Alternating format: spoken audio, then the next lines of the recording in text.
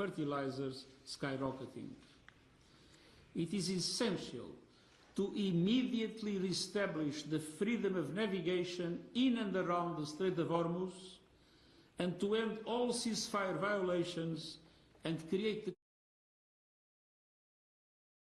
The Secretary General opens by thanking Japanese journalists and praising Japan's steadfast UN partnership from peacekeeping to disaster risk reduction and TICAD. Japanese journalists, you are a fundamental pillar of freedom of press and a fundamental pillar of the Japanese democracy.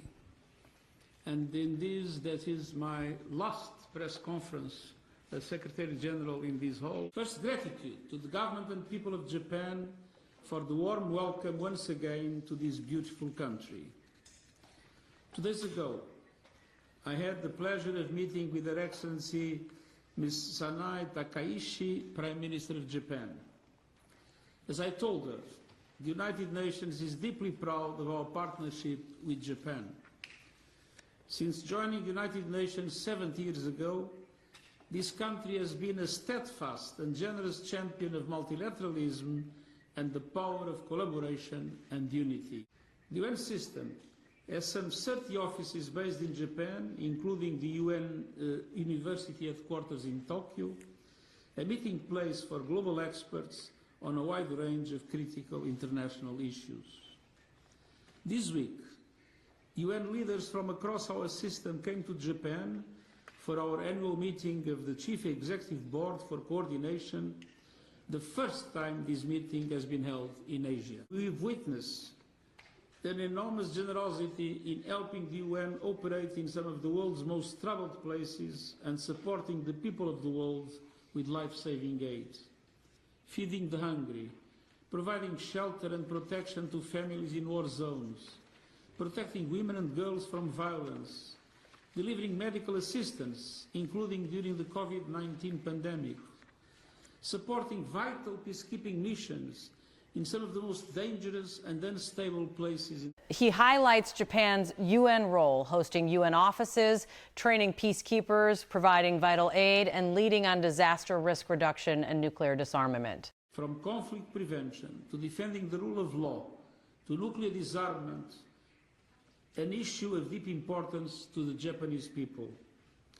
I was proud to be the first Secretary General to attend peace ceremonies in both Nagasaki and Hiroshima and pay tribute to the atomic bomb survivors, Ibakusha, whose bravery and message of peace continue to inspire me. I was also proud to participate in so many of the sessions of the TICAD process, Japan's extraordinary partnership with Africa over 3 decades.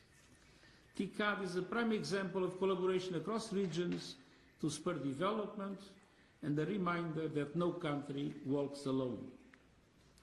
Japan's training of African Union peacekeepers through Triangular Partnership Program is another clear example, with the program celebrating its 10th anniversary last year. The United Nations supported Japan's response and recovery efforts to the earthquakes in 2011, which devastated Tohoku region and the city of Sendai, an experience that Japan transformed into global leadership on disaster risk reduction. I continue to stand by Japan's call for a resolution of the issue of the abduction of Japanese citizens by the Democratic People's Republic of Korea, an unacceptable violation of human rights. And I want to express my total solidarity with the abductees and their families. He warns the world is rocked by conflict, climate, chaos, inequality, and rising inflation, urging restoration of freedom of navigation and respect for international law. Our organization was also proud to take part in last year's Expo 2025 in Osaka. I had the honor of visiting on the United Nations Special Day.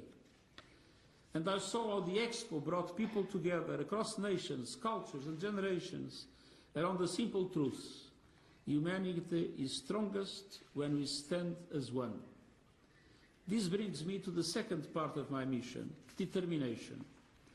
I am determined to ensure a strong UN-Japan partnership for the future. The true hallmark of partnership is revealed in times of crisis. And our world today is rocked by conflicts, climate chaos, and inequality. Inflation is rising, and the cost of living crisis is deepening, made worse by the conflict in the Middle East, which is sending prices for energy and raw materials, including fertilizers, skyrocketing. It is essential to immediately reestablish the freedom of navigation in and around the Strait of Hormuz, and to end all ceasefire violations and create the conditions for a political solution to the conflict. Mistrust and geopolitical divisions are blocking effective solutions. Countries are flouting international law with impunity. Military spending is outpacing spending on aid, while funding cuts have devastating consequences for the world's most vulnerable people.